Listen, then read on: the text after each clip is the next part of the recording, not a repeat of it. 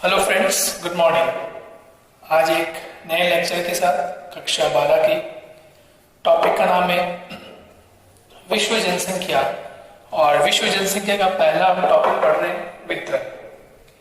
देखिए दोस्तों, इसमें इंपॉर्टेंट बात यह है, इसमें दो शब्द बहुत इंपॉर्टेंट है। अक्सर स्टूडेंट इसमें कंफ्यूजन क्रिएट कर लेता है और उसको पता नहीं चलता कि क्या सही है और क्या वर्ड सही नहीं। तो हम ध्यान रखेंगे, अभी इंपॉर्टेंट बात है। देखिए, नंबर 1, एक वर्ड होता है वितरण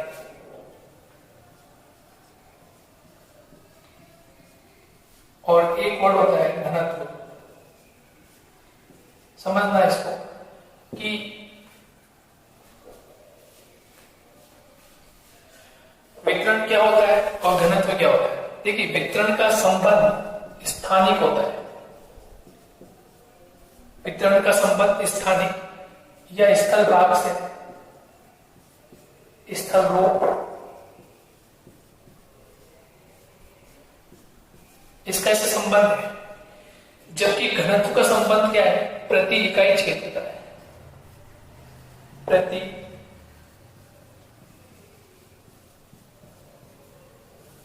प्रति इकाई क्षेत्र से इसका संबंध है। दोनों में अंतर है, वितरण और घनत्व। वितरण का मतलब क्या हो? जैसे फॉर एग्जाम्पल हम बात करें, जैसे हमने कहा पर्वत, पठार और मैदान, तीन चीजें, पर्वत, पठार और मैदान। वितरण का मतलब हो गया कि जनसंख्या सर्वाधिक कहां निवास करेगी?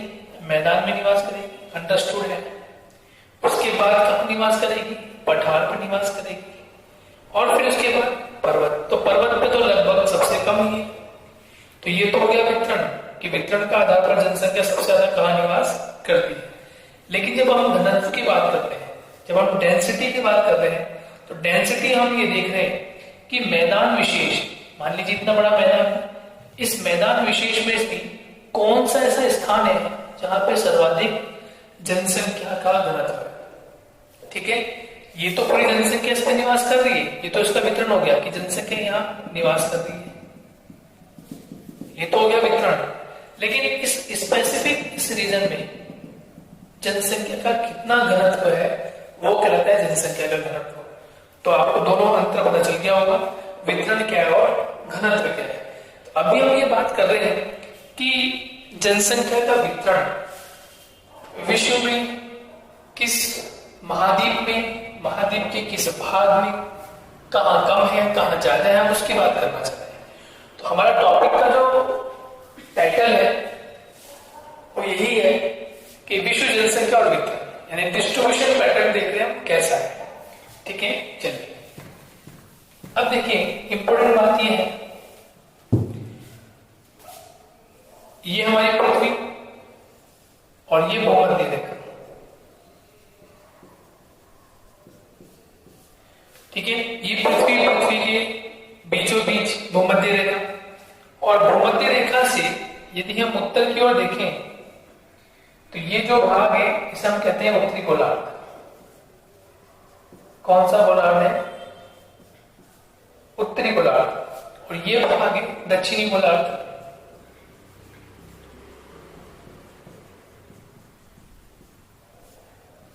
उत्तरी गोलार्ध और दक्षिणी गोलार्ध। लगभग विश्व की 80% जनसंख्या, विश्व की लगभग 80% जनसंख्या कौन से महाद्वीप में निवास करती है, या कौन से गोलार्ध में निवास करती है? तो आपका आंसर होगा उत्तरी गोलार्ध। तो लगभग केवल 20% जनसंख्या, केवल 20% जनसंख्या कहां निवास करती है? दक्षिणी गोलार्ध। सबसे इंपॉर्टेंट बात तो यही होगी कि 80% जनसंख्या कौन से गोलार्ध में निवास करेगी? उत्तरी गोलार्ध में। और 80% जनसंख्या कौन से गोलार्ध में निवास करेगी? दक्षिण गोलार्ध। ये पहली बात। दूसरी बात यह है, इस 80% में से भी लगभग, इसको 100% मान लिया जाए, और इसकी 80% जनसंख्या, लगभग 80% जनसंख्या इस पृथ्वी के बीचों बीच एक रेखा और है, इसे हम कहते हैं ग्रीनविच रेखा। ग्रीनविच रेखा, और इस ग्रीनविच रेखा की इस साइड को हम बोलते हैं पूर्वी गोलार्ध। पूर्वी गोलार्ध, और इस भाग को बोलते हैं पश्चिमी गोलार्ध। तो जनसंख्या 80% जनसंख्या, लेकिन मैं बात कर रहा हूं इस 80% की, उस 80% की जो उत्तरी गोलार्ध में निवास करती है उसका, इसका मतलब सर्वाधिक जनसंख्या कहां पे निवास करती है। मैप में देखते हैं, इस मैप में आपको ये इक्वेटर लाइन दिख रही है, ये बीचों बीच इक्वेटर लाइन यहां से जा रही है, ये इक्वेटर लाइन है, अभी मैंने बताया आपको ये इक्वेटर लाइन, ठीक है। और यहां से एक लाइन इस तरह से जा रही है, ठीक है। एक चैप्टर लेकर आऊंगा, मैं बताऊंगा, मैं लाइन अभी गलत बोल रहा हूं, एक्चुअल में लाइन नहीं बोलते, इसको हम बोलते हैं अक्षांश रेखा या देशांतर रेखा। तो ये जो रेखा है जो इस तरह से हॉरिजॉन्टल है, इसे हम बोलते हैं अक्षांशी रेखा, और इस तरह से जो वर्टिकल रेखा है इसको हम बोलते हैं देशांतर रेखा। तो ये जो हॉरिजॉन्टल है इसको बोलते हैं लैटिट्यूड, और जो वर्टिकल है इसको बोलते हैं लॉन्गिट्यूड। तो मैप पर भी, ग्लोब पर भी इस तरह से ये बनी हुई होती है। तो ये बिल्कुल पृथ्वी के बीचों बीच भाग से गुजरती है, इसे कहते हैं इक्वेटर लाइन, और लैटिट्यूड लाइन भी कह सकते हैं। और ठीक यहां से 0 डिग्री से एक लाइन नीचे की ओर वर्टिकल एंगल पे खींची हुई, इसे बोलते हैं लॉन्गिट्यूड, देशांतर रेखा। तो जब ये इक्वेटर लाइन और ये 0 डिग्री यानी ग्रीनविच रेखा, तो ये ग्रीनविच रेखा जो है ये हमारी पूरी पृथ्वी को या इस मैप को 4 भागों में विभाजित करती है। सबसे पहले तो इसने विभाजित किया, ये पूरा भाग उत्तरी गोलार्ध, दक्षिणी वाला भाग दक्षिणी गोलार्ध, और 0 डिग्री ने इस तरह से विभाजित किया, ये वाला भाग पूर्वी गोलार्ध और ये वाला भाग पश्चिमी गोलार्ध। मैंने कहा उत्तरी गोलार्ध में 80% जनसंख्या निवास करती है, उसमें से भी 80% जनसंख्या जो है वो कौन से गोलार्ध में, पूर्वी गोलार्ध में निवास करती है, यानी इस भाग में सर्वाधिक जनसंख्या निवास करती है। तो हम देखेंगे कि किस भाग में सर्वाधिक जनसंख्या निवास करती है।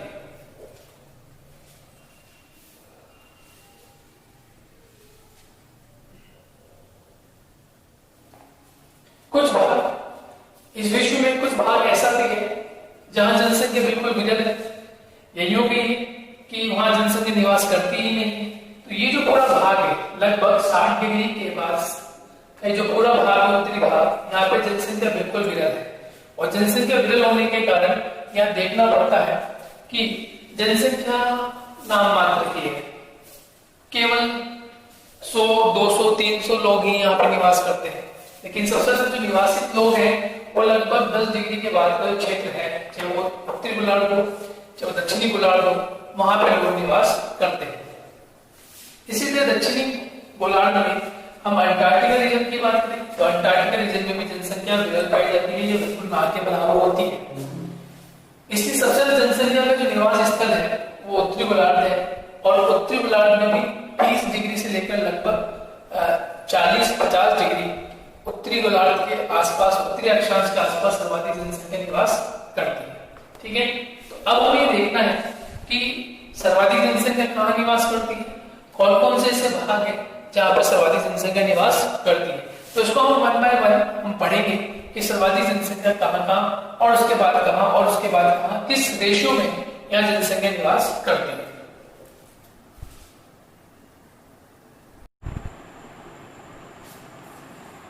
नेक्स्ट हमें देखना है कि जो जनसंख्या का वितरण है वो किस प्रकार अलग अलग पाया जाता है। जनसंख्या का वितरण ये लिखा हुआ है आपके सामने, जनसंख्या का वितरण देखना है कि जनसंख्या का वितरण किस प्रकार से पाया जाता है। देखिए नंबर 1 सघन जनसंख्या प्रदेश। अब सघन जनसंख्या प्रदेश है, इसका मतलब यहाँ पर सबसे ज्यादा जनसंख्या निवास करेगी, ये आपको ध्यान रखना है, ठीक है। सबसे जनसंख्या निवास करेगी, तो इसके लिए सबसे इंपॉर्टेंट बात क्या है कि यहाँ पर कोई भी जनसंख्या निवास करती है तो महत्वपूर्ण होता है कि रहने के लिए यानी कि आवास सुविधा, आवास सुविधा ये महत्वपूर्ण होता है। अब आवास सुविधा के लिए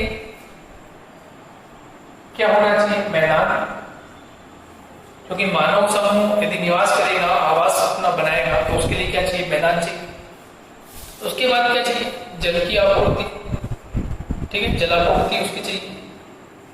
कोई बड़ी नदी हो, कोई सिंचाई परियोजना हो, पेयजल परियोजना हो, तो ये महत्वपूर्ण है उसके लिए, ठीक है। उसके बाद उद्योग या औद्योगिक इकाइयां भी जरूरी है, औद्योगिक इकाइयां भी जरूरी है इसके लिए, ठीक है। तो ये सारी चीजें महत्वपूर्ण है, चाहे वह आवास हो, जलापूर्ति हो, औद्योगिक इकाइयां हो, शिक्षा हो, रोजगार के साधन हो। तो जहां पर भी ये सभी चीजें उपलब्ध होगी, आवास सुविधा, मैदान, जलापूर्ति, औद्योगिक इकाइयां, ये सभी चीजें जहां उपलब्ध होगी, जनसंख्या सबसे ज्यादा वहीं पर निवास करेगी। यह आपको ध्यान रखना। अब हम बात कर रहे हैं कि विश्व में जनसंख्या वितरण के सघन जनसंख्या प्रदेश प्रारूप की। तो ये वे प्रदेश है जहां पर सर्वाधिक जनसंख्या निवास करती है। तो विश्व में कहां पर, ये देखते हैं हम। एक बार हम नजर डालें वर्ल्ड के मैप पर। वर्ल्ड के मैप पर आपको 7 महाद्वीप देखने को मिलते हैं। देखिए, नंबर 1 एशिया महाद्वीप, ये आपको देखने को मिलेगा, पूरा एशिया महाद्वीप। उसके बाद अफ्रीका महाद्वीप, ये आपको देखने को मिलेगा, अफ्रीका महाद्वीप। थर्ड उत्तरी अमेरिका महाद्वीप, ये आपको देखने को मिलेगा। दक्षिण अमेरिका महाद्वीप, नंबर 4। नंबर 5 यूरोप कॉन्टिनेंट, पूरा यूरोप महाद्वीप। नंबर 6 ऑस्ट्रेलिया, और लास्ट में अंटार्कटिका। ये 7 महाद्वीप है और 3 बड़े महासागर हैं, जिसमें से ये प्रशांत महासागर का भाग इधर और कुछ भाग इधर। ये प्रशांत महासागर सबसे प्रथम स्थान रखता है महासागरों में। दूसरा अटलांटिक महासागर है, ये जो अमेरिका के पूर्व में, यूरोप के पश्चिम में, अफ्रीका के पश्चिम में और दक्षिण अमेरिका के पूर्व में इसका स्थान है, अटलांटिक महासागर। 2 अर्थ है इसके, नॉर्थ अटलांटिक, साउथ अटलांटिक।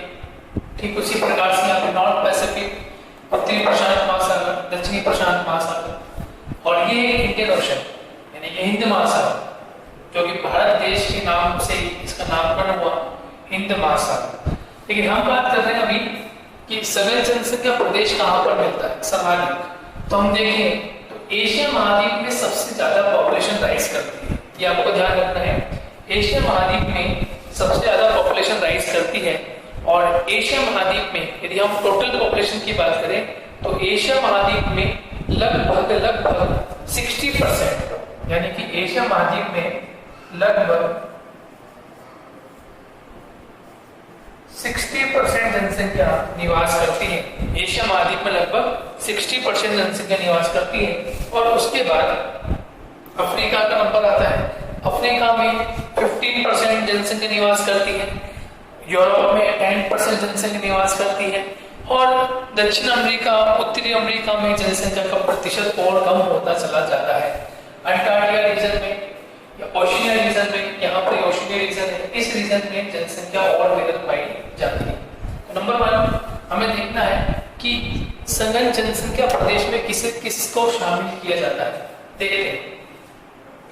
देखिए, सघन जनसंख्या प्रदेश में एशिया महाद्वीप में मुख्य रूप से हम देखें तो चाइना का पूर्वी भाग, ये ऑलमोस्ट चाइना, ठीक है। यहाँ जापान, उत्तर कोरिया, दक्षिण कोरिया, ताइवान, हांगकांग, ठीक है, मलेशिया का स्थान कुछ, इंडिया, पाकिस्तान रीजन और कुछ मध्य एशिया वाला रीजन, ये सबसे ज्यादा जनसंख्या रखते हैं। इसके अलावा यूरोप में देखें तो यूरोप का जो मध्यवर्ती वाला भाग है, जिसमें जर्मनी, फ्रांस, ऑस्ट्रिया, ये जो रीजन है, यहाँ पर सर्वाधिक जनसंख्या निवास करती है। और उत्तरी अमेरिका की बात करें तो उत्तरी अमेरिका का जो पूर्वी छोर है, यानी कि ये वाला जो पार्ट है उत्तरी अमेरिका का पूर्वी छोर, जहाँ बड़ी बड़ी सिटीज, न्यूयॉर्क है, वॉशिंगटन है, फिलाडेल्फिया है, बाल्टीमोर है, ये ऐसे यहाँ पर जो रीजन है नॉर्थ अमेरिका के, ईस्टर्न पार्ट में यहाँ मैक्सिमम पॉपुलेशन राइज करती है, इसलिए ये सघन जनसंख्या वाला प्रदेश कहलाता है। तो आपसे क्वेश्चन पूछा जा सकता है कि विश्व जनसंख्या में जनसंख्या वितरण को प्रदर्शित कीजिए। तो आपको 4 कैटेगरी का ध्यान रखना है। अभी हमने कैटेगरी नंबर 1 डिस्कस किया, सघन जनसंख्या प्रदेश। और सघन जनसंख्या प्रदेश में मैंने आपको बताया कि कहाँ का जनसंख्या सर्वाधिक निवास करती है। सेकंड नंबर पर हम बात करेंगे सामान्य जनसंख्या, यानी कि सघन के बाद सामान्य के बाद आएगा विरल, और विरल के बाद आएगा अति न्यून। तो हम अभी सेकंड नंबर की बात करते हैं सामान्य जनसंख्या प्रदेश। तो सेकंड हमारा हो जाएगा सामान्य जनसंख्या प्रदेश। सामान्य जनसंख्या प्रदेश, ये सेकंड पॉइंट हो जाएगा। सामान्य जनसंख्या प्रदेश। तो आपको फर्स्ट पॉइंट तो समझ में आ गया कि फर्स्ट पॉइंट सघन जनसंख्या प्रदेश में कौन कौन से रीजन है। अब हम बात करेंगे सेकंड रीजन में कौन कौन सा ऐसा भाग है जहां पर सर्वाधिक सेकंड नंबर की सामान्य जनसंख्या निवास करती है। तो इसमें जो महत्वपूर्ण है, इसमें महत्वपूर्ण हम देखें तो यहाँ पर जो एंडीज रीजन है, इस एंडीज रीजन में रहने वाले जो मानव समूह है वो सामान्य जनसंख्या प्रदेश में आता है। यहाँ रॉकीज वाले जो रीजन है या रॉकीज पर्वत श्रृंखला है उत्तरी अमेरिका के पश्चिमी छोर पर, तो इस रीजन में सामान्य जनसंख्या निवास करती है। कुछ भाग ऐसा है अफ्रीका का जो मध्यवर्ती भाग है, यहाँ पर जहाँ पर पुष्मीन जनजाति निवास करती है। तो ये जो क्षेत्र ऐसे हैं जहाँ सामान्य जनसंख्या निवास करती है। पथरीला क्षेत्र जहाँ होता है, पर्वतीय क्षेत्र जहाँ होता है, वहाँ अमूमन जनसंख्या का जो दबाव होता है वो कम होता है, या हम कह सकते हैं जनसंख्या का जो दबाव है सामान्य रहता है। तो विशेषकर ये आप ध्यान रखें, सघन क्षेत्र में और सघन क्षेत्र मोस्टली एशिया के पूर्वी छोर पर है, उत्तरी अमेरिका के पूर्वी छोर पर है, एक यूरोप महाद्वीप है जहाँ यूरोप के मध्यवर्ती भाग में या इसके तटवर्ती क्षेत्र में थोड़ा बहुत यहाँ सघन जनसंख्या देखने को मिलती है। थर्ड नंबर पर हम देखते हैं, थर्ड नंबर पर आता है विरल जनसंख्या। थर्ड नंबर पे विरल जनसंख्या।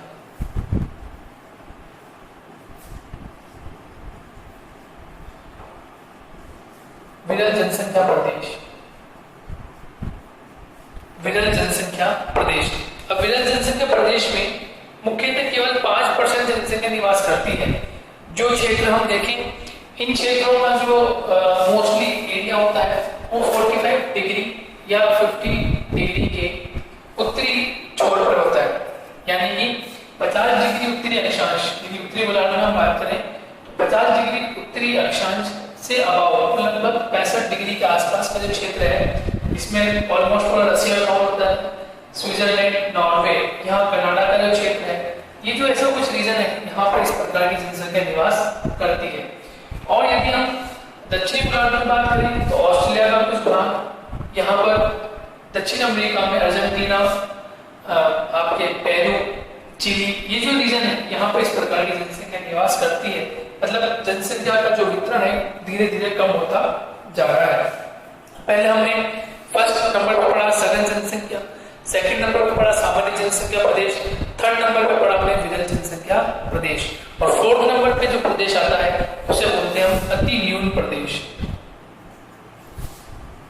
अति न्यून प्रदेश, अति न्यून प्रदेश, ये भी बहुत इंपॉर्टेंट है। अति न्यून प्रदेश में मोस्टली कौन सा रीजन आता है? अति न्यून प्रदेश में वह भाग आता है जहां पर जनसंख्या बहुत ही विरल होती है, बहुत ही सामान्य होती है, लोग बहुत कम होते हैं। जैसे फॉर एग्जांपल देखें, जितने भी महाद्वीपों में मरुस्थल है, जैसे बात करें अफ्रीका का सारा मरुस्थल, यहाँ जनसंख्या बहुत कम पाई जाती है। भारत की बात करें तो भारत का जो पश्चिमी क्षेत्र है थार मरुस्थल, यहाँ पर जनसंख्या बहुत कम पाई जाती है। ऑस्ट्रेलिया में पश्चिमी क्षेत्र में हम देखें विक्टोरिया मरुस्थल है, सोनारन का गिब्सन का मरुस्थल है, ठीक है, यहाँ पर भी जनसंख्या कम पाई जाती है। उत्तरी अमेरिका में पश्चिम की तरफ बात करें तो सोनारन का मरुस्थल है, मोहावे मरुस्थल है, यहाँ पर भी जनसंख्या कम पाई जाती है। तो एक तो हो गया मरुस्थलीय क्षेत्र जहां जनसंख्या बहुत कम पाई जाती है। दूसरा रीजन वो होता है जो बर्फीला क्षेत्र है, जहाँ पे सदैव बर्फ से ढके हुए क्षेत्र मिलते हैं, वहां पर भी जनसंख्या कम पाई जाती है। अलास्का रीजन है, ग्रीनलैंड रीजन है, रशिया का यानी रूस का उत्तरी भाग है, अंटार्कटिका रीजन है, यहाँ पर भी जनसंख्या बहुत ही कम या कहें अति न्यून पाई जाती है, बहुत कम देखने को मिलती है। और या फिर वे भाग जो काफी उबड़ खाबड़ है, पर्वतीय क्षेत्र है, जहाँ पर मानव बसाव नहीं हो सकता है, ऐसे स्थानों पर भी अति न्यून जनसंख्या प्रदेश देखने को मिलता है। तो ये बहुत इंपॉर्टेंट क्वेश्चन है बोर्ड एग्जामिनेशन में, आपसे पूछ सकते हैं कि विश्व जनसंख्या वितरण को जो कैटेगरी हमने डिवाइड की है उन कैटेगरी के अकॉर्डिंग आप बताएं, आपको एक क्वेश्चन बन सकता है। पहला जो हमने पढ़ा था वो था सघन जनसंख्या प्रदेश, सघन जनसंख्या प्रदेश। तो मैंने चारों आपको डिस्क्राइब कर दी, एक बार वापस मैं डिस्क्राइब कर देता हूँ, ठीक है। सघन जनसंख्या प्रदेश जहां जनसंख्या का दबाव सर्वाधिक होगा, विशेषकर अफ्रीका महाद्वीप में एशिया महाद्वीप में जनसंख्या का दबाव सबसे ज्यादा है। ये मैंने बताया आपको, अफ्रीका महाद्वीप का पूर्वी हिस्सा चीन है, जापान है, ताइवान है, उत्तरी कोरिया, दक्षिणी कोरिया, हांगकांग है, इंडिया है, इंडोनेशिया का रीजन है, पाकिस्तान है। ये जो रीजन है यहाँ पर जनसंख्या ज्यादा देखने को मिलती है। यूरोप का रीजन है, मध्यवर्ती भाग में जनसंख्या ज्यादा देखने को मिलती है। उत्तरी अमेरिका का पूर्वी क्षेत्र जहां भी जनसंख्या ज्यादा देखने को मिलती है। सामान्य जनसंख्या प्रदेश तो मोस्टली यहाँ पर जो सामान्य एंडीज पर्वत श्रृंखला है, रॉकीज पर्वत श्रृंखला है, यहाँ पर एटलस का रीजन है, यहाँ पर जनसंख्या थोड़ी सामान्य जनसंख्या के अंतर्गत आती है। या एशिया का मध्यवर्ती भाग है, यहाँ पर भी सामान्य जनसंख्या प्रदेश देखने को मिलता है। विरल जनसंख्या प्रदेश काफी ऐसा एरिया जो लगभग 45 डिग्री उत्तरी अक्षांश से लेकर लगभग 50 डिग्री 55 डिग्री 60 डिग्री के आसपास का जो रीजन है, इस प्रकार की जनसंख्या है वो विरल जनसंख्या के अंतर्गत आती है। और अति न्यून जनसंख्या जहाँ पर बहुत कम एरिया ऐसा है जहाँ पर जनसंख्या निवास ही नहीं करती, वो मोस्टली ऐसा एरिया जैसे मरुस्थलीय क्षेत्र है, बर्फीला प्रदेश है, जहाँ सदैव बर्फ से ढके रहते हैं, जहाँ केवल 6 महीने के लिए सूर्योदय होता है, बाकी उसके बाद सूर्य अस्त ही नजर आता है। तो इस ऐसे प्रदेश है जहाँ जनसंख्या सबसे कम या अति न्यून प्रदेश कहलाते हैं। नेक्स्ट लेक्चर में, नेक्स्ट वीडियो में मैं इसको प्रभावित करने वाले कारकों के साथ आऊंगा। जब तक के लिए थैंक यू। मेरे चैनल को लाइक सब्सक्राइब करें, बेल आइकन को पुश करें ताकि आने वाले जो भी वीडियो है उसका नोटिफिकेशन आपको मिलता रहे और मेरी वीडियो कहीं ना कहीं आपके लिए हेल्पफुल साबित हो। जब तक के लिए